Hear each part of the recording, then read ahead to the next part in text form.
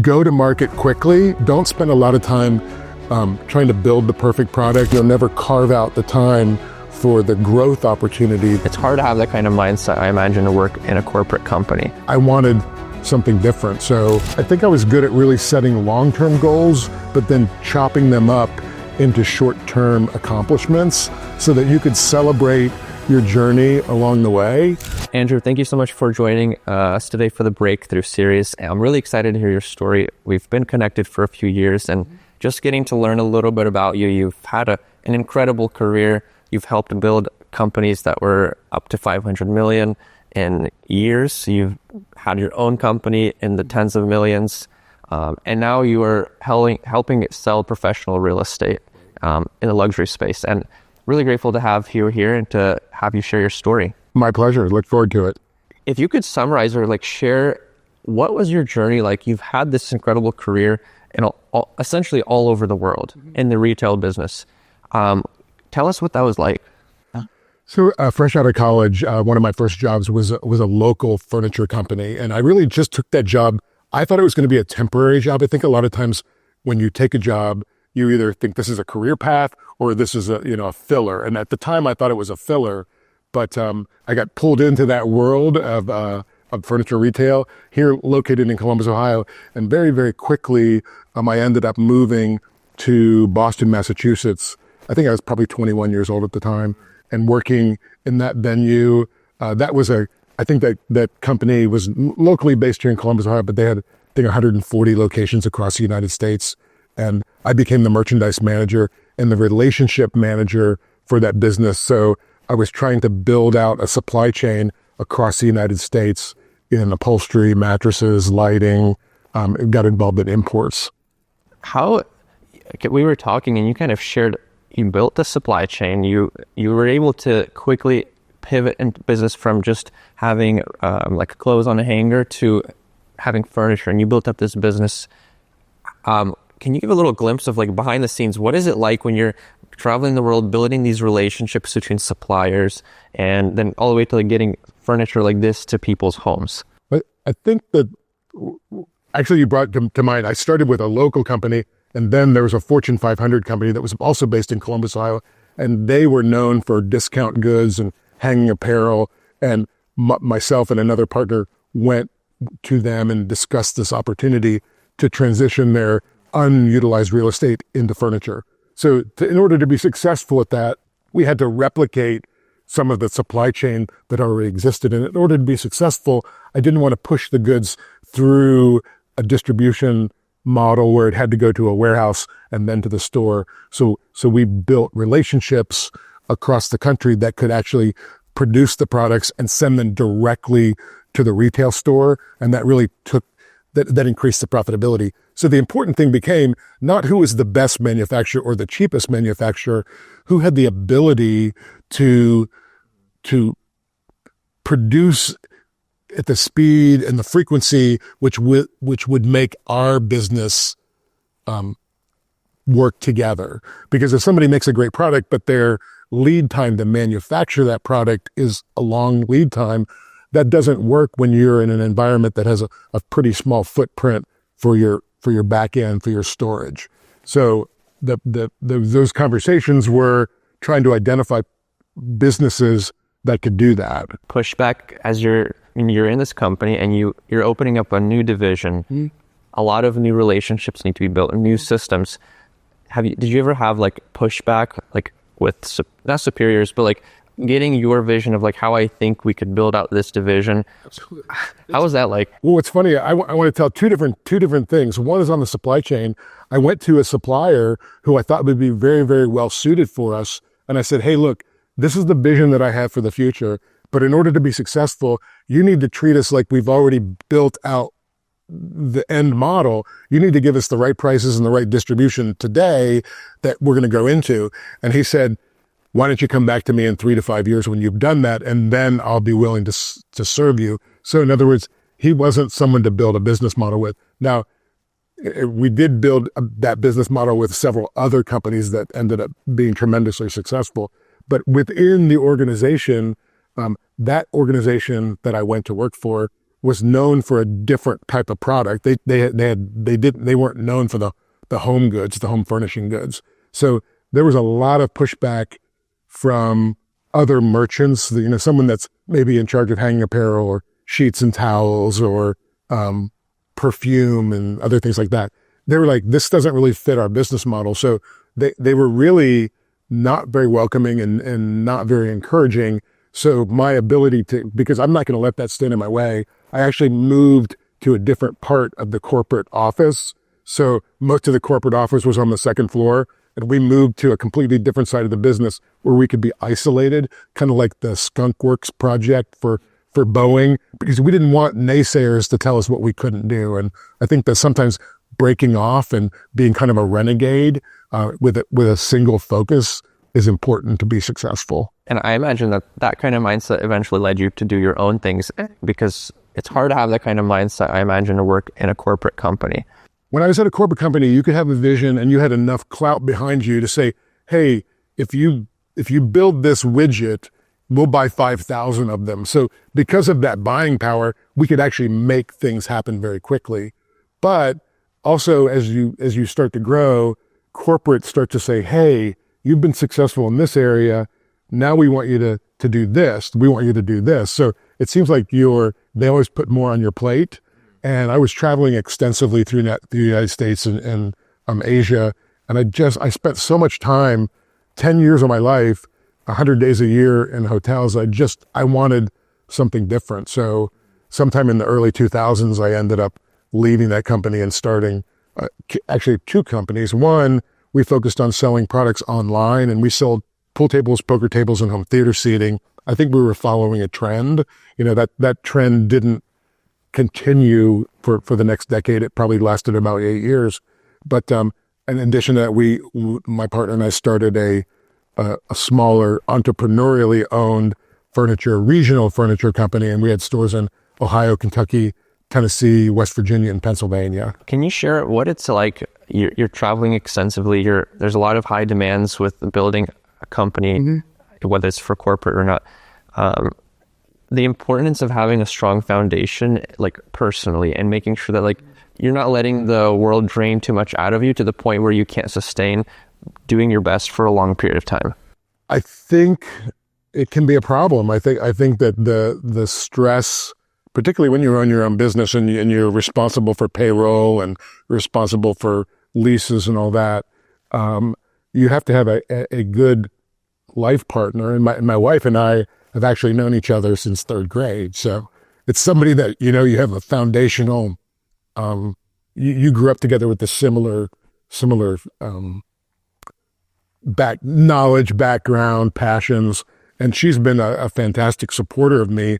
And I think that one of the things early on was it became apparent that based off of my travels, she was going to have to make sacrifices in what her desires were. So she ended up becoming a stay-at-home mom and taking care of the family. So I know that there's a lot of professional families right now where both people work, and I think that's fantastic. But in my life, that didn't work because I ended up traveling so much. That part of like becoming one in terms of like your goals and like how you work together, what kind of advice would you give for, let's say someone's younger, let's say my age or me, that wants to make sure that in family life, personally, like let's say with your wife, you are on the same page. You understand the importance of actually working together long term. That there's sacrifices. What advice have you learned over this period? I think it's funny. My wife just shared this video with me, which would have benefited us a lot when we were younger, and that was the sense of as a family unit, as a husband and wife, that you actually structure time for an actual annual or quarterly business meeting where you list out what's important for the family, what's important for the financial goals, what's important for the business goals, and know the commitments and the sacrifices that each partner is willing to make or not willing to make those, and what compromises that you have to come to, because everything in life really comes down to a compromise. It's hard to have two divergent paths that intertwine. It's nice to be able to set a goal that you can both move toward.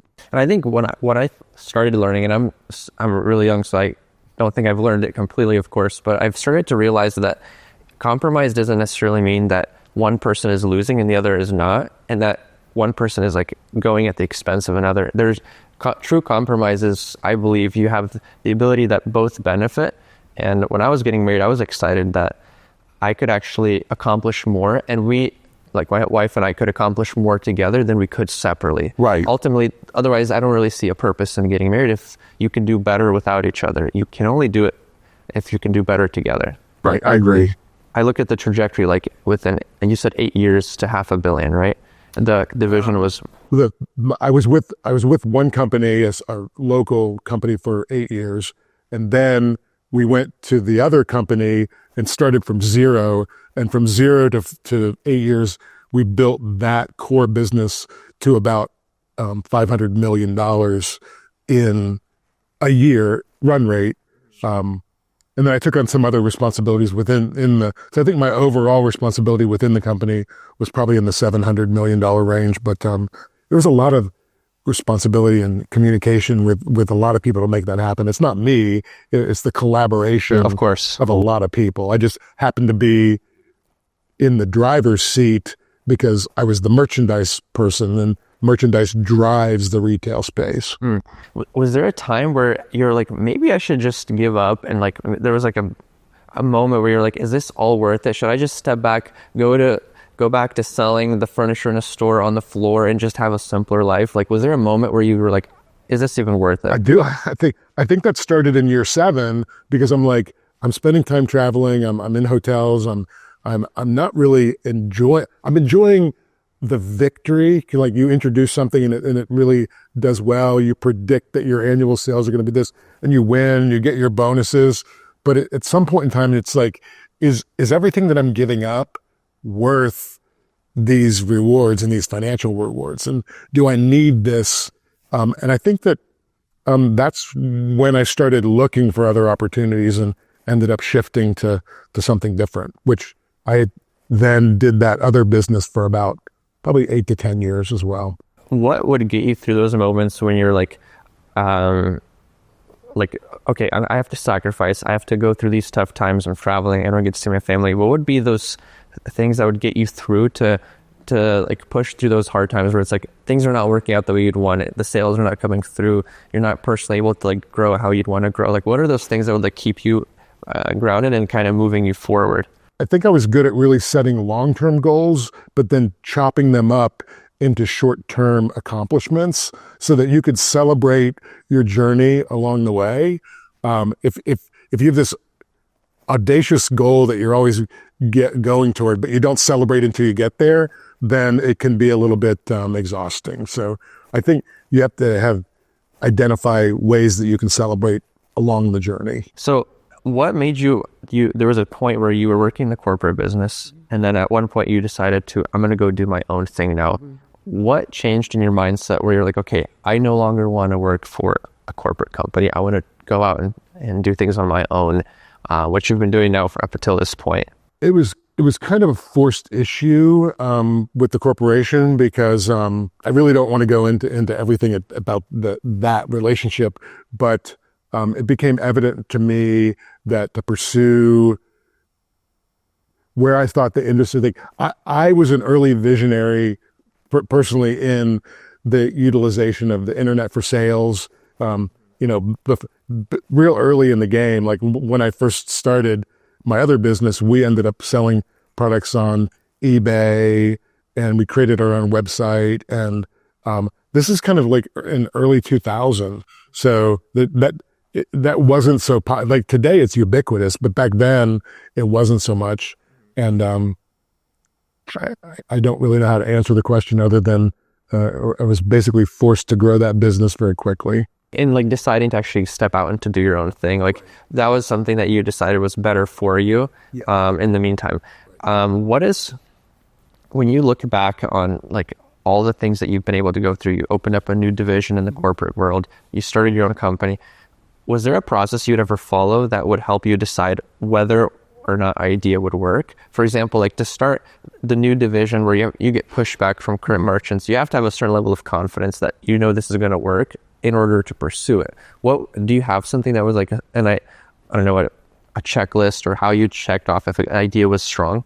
I wouldn't say it is checklist. I would say go to market quickly. Don't spend a lot of time trying to build the perfect product or the perfect deliverable. And you're creating videos, so it doesn't have to be perfect. It has to be out there, because if you want to keep editing and editing until it's absolutely perfect, you maybe miss the opportunity to be out there. And I think people wait too long. And giving an example, I identified a product that I wanted to take to market, and probably within 14 days, we had produced it and sent it to market. We didn't put a lot of money behind it, but we're just like, is this going to work? So I guess it's fail quickly, get ideas out of the incubation phase and see if consumers are responsive to them, and if there's a way to drive revenue with that product. That reminds me of, I was listening to an interview about the CEO of Netflix, and he actually said the same idea where they learned to test almost daily or multiple times a day ideas. And he even said that, like you said, things don't have to be perfect. If you launch a new idea on a website, the buttons don't even work. If it's a really good idea, people will find a way. They'll mail you or something to get into that new thing that you're putting out there if it's truly good. And then if everything's perfect and it's a bad idea, then that won't help either. I'll give you an example in the real estate and in the video business. We do a lot of videos that go to Facebook, Instagram, LinkedIn, like any of those platforms. I don't do TikTok, but those other platforms I go out, and a lot of times I will have two different versions of the same message and run them simultaneously, put money behind both of those in terms of paid advertising, and then look at the one that gets the better engagement and then drop the budget on the one that's not performing. It's like an A/B test. Right. I think that's important. Or like, for instance, with print ads, I do a lot of circle prospecting around my properties with postcards. So I have 3 different postcards. One has a picture of the front elevation of the house. Maybe one has a picture of the pool, and one has a picture of the kitchen. So those will become static ads on social media, but then they also become direct mail pieces as well. So I just see which one gets the better engagement, which one pulls people in. What would be a piece of advice that, like looking back, you've gone through a lot of different career paths, to your younger self, like what would be something that you would tell your younger self, like to make sure you do or don't do? I guess it depends on the space that you're in. In the real estate space, what I found really important is that you need to get in front of people and have conversations with people. It's kind of that A/B testing, what it is. And for me, I did a lot of open houses.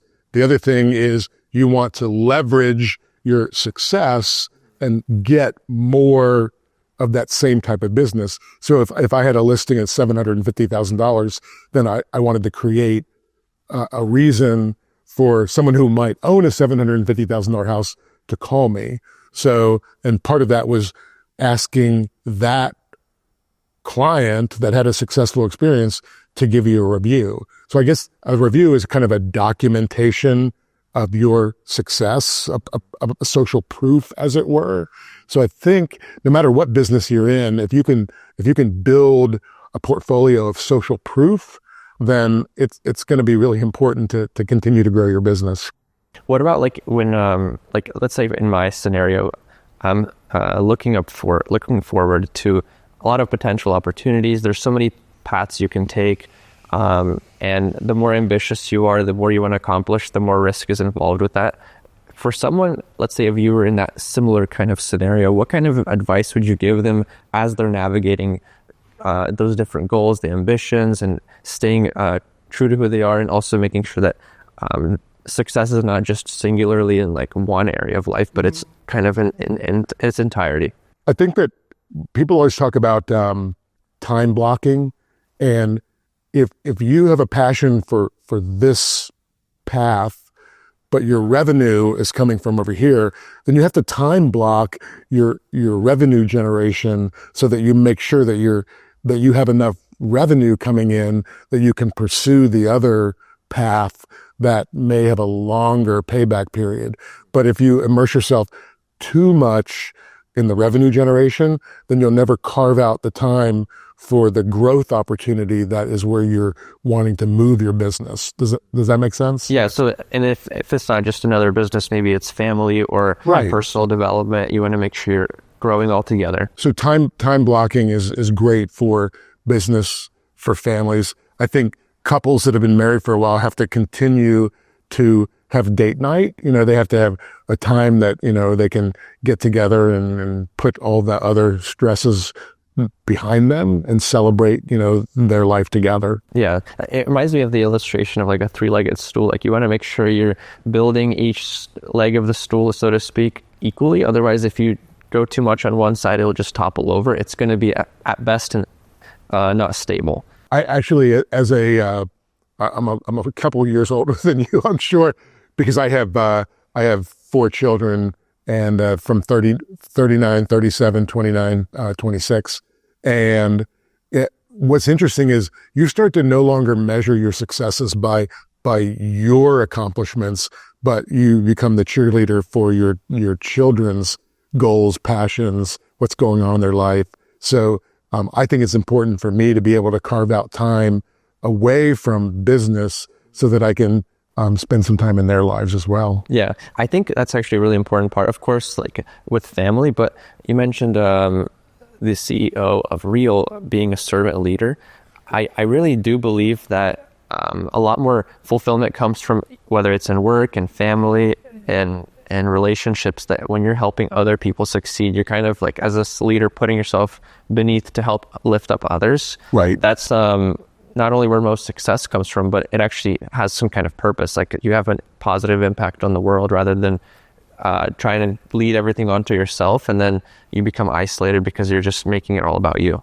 One of my early mentors in my first job, he had grown his business very quickly, very successfully, and he had a young family. And I'm like, how do you juggle both? He said, well, from 4 to 7 o'clock at night, I make sure that I spend time with family.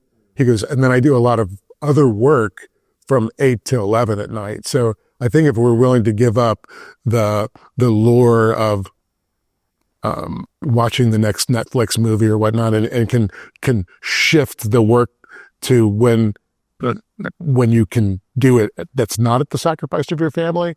I do a lot of, I have historically done a lot of work in that 6 to 8 time frame in the morning before there's a lot of interaction going on, and I get a lot done during that time frame. As we wrap up, and I really appreciate all you've shared, moving forward, what would be something that you're excited about going into the future, and something that gives you meaning in your life, that as you're stepping into this next year, as we're coming up to January, that really is something you're looking forward to? It actually comes back to my alignment with my current brokerage. And that is because I really enjoy the leadership. I enjoy the vision that they have. And I enjoy the business model, which allows me, I don't have to just focus on my own business. I can focus on helping and mentoring other people. And there's a financial reward to that. So in the last few years, I've added a couple of people to that team, as you call it. And I think that I probably over the next 5 years am looking forward to continuing in the venue that I currently do and helping my clients, but also championing and kind of being the mentor and the cheerleader for some younger people that are possibly just getting into the business or looking for a new direction within the business. What's the best way for them to reach out to you if someone wants to get mentored or maybe even join your team? What's the best way for them to get in touch with you? Probably phone or text. I'd say text is the easiest way to get in touch with me, and we can. We'll make sure to add that in there. Right. And because I'm sure that if you're anything like me, you get thousands of emails a day, but not quite as many texts. but a phone call is really more of an interruption sometimes because, we're bombarded with people that are trying to sell us something. So an introductory text is always the best way to start a conversation, I find. That's awesome. Andrew, thank you so much for your time. I appreciate the journey that you've been able to share and the wisdom. I think the world needs more people that can show the longevity of how you can successfully hold your business, but also your personal life together. And I think that's something that is really needed in this world. So I really appreciate you showing your example and your time. I enjoyed the opportunity. Thank you, Timothy. Thank you.